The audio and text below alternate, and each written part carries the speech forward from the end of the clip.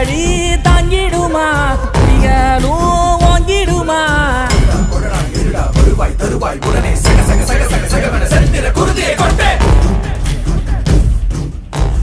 கொடடா இருடா வருவாய் தருவாய் உடனே சக சக சக சக சகவன செந்திர குருதியை கொண்டே கொத்துப்பறை கொட்டெழுந்திட சுத்தப்பகை கெட்டழிந்திட கொற்றக்குடி பட்டத்தொருவனின் ரத்தத்திலே கொட்டி பலியிடு சுத்தப்பலி கேட்டால்